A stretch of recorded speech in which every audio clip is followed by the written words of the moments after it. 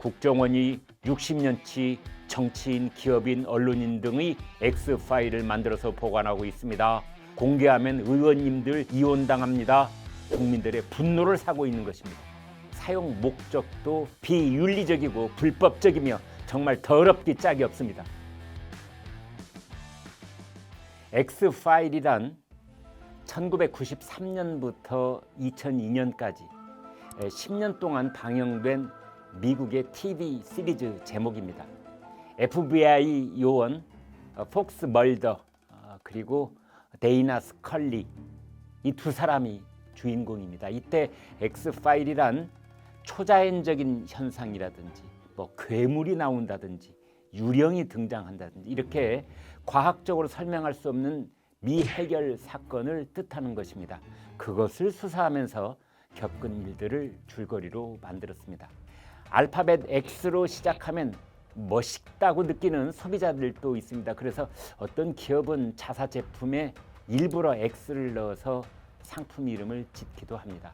그런가 하면 수학 방정식에서는 보통 미지수를 나타낼 때 XY로 짝을 이루어 쓰기도 합니다. 그래서 알 수 없는 존재나 미지의 인물을 나타낼 때 사용하기 시작했다는 분석도 있습니다.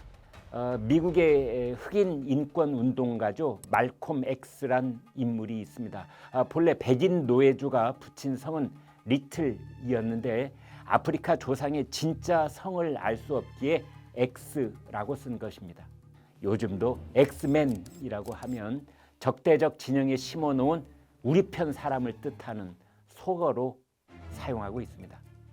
야당 의원이 무슨 목리를 부리다가 결국 여당에게 선거 승리를 안겨주었다면 그 사람은 여당이 야당에 심어놓은 엑스맨이 되는 것이지요. 우리나라에서 X파일이 유명해진 것은 이른바 안기부 X파일 혹은 삼성 X파일이라고 부르는 그 사건 때문입니다. 국가안전기획부 안기부는 1992년부터 1998년까지 그러니까 노태우, 김영삼, 김대중 정부 때 비밀 도청팀을 운영했습니다.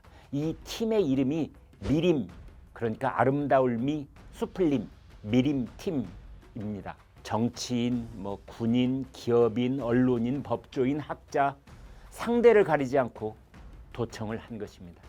이들은 주로 식당, 호텔, 골프장 이런 곳에 도청 장치를 설치하고 그들의 은밀한 대화를 녹음했습니다.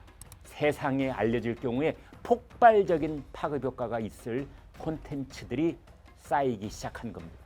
이제 그러다가 미림팀이 해체되자 그곳에서 일하던 정보원들이 도청 사실을 퍼뜨렸다는 설도 있고 그들 중 일부가 대기업을 협박했다는 설도 있습니다.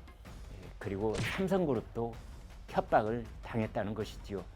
그래서 안기부 X파일 사건 혹은 삼성 X파일 사건이라고 부르는 것입니다.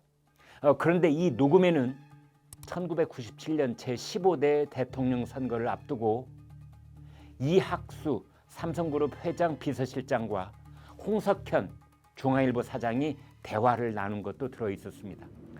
불법 대선 자금을 제공했다든지 고위급 검사들에게 금품 로비를 했다든지 하는 나라를 뒤흔들어 놓을 만큼 엄청난 비밀 대화였습니다.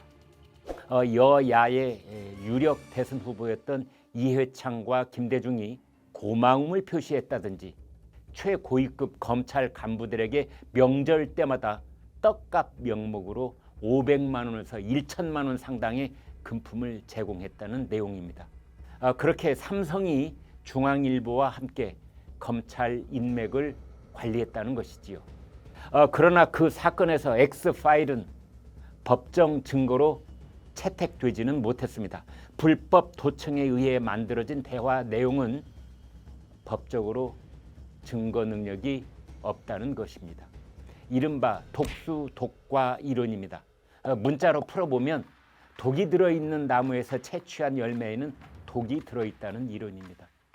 법정 증거로 채택되지는 못했지만 온 국민들은 국가정보기관이 고위공직자나 민간인을 불법적으로 도청해 왔고 그것은 청와대 같은 핵심 권부에 보고되었으며 매우 비도덕적인 목적으로 사용되기도 했다는 것을 다 알게 된 것입니다. 그러다 최근 들어서 이 X파일이 세간에 큰 화제를 몰고 왔습니다. 박지원 전 국정원장이 한 라디오 방송에서 이렇게 말했습니다.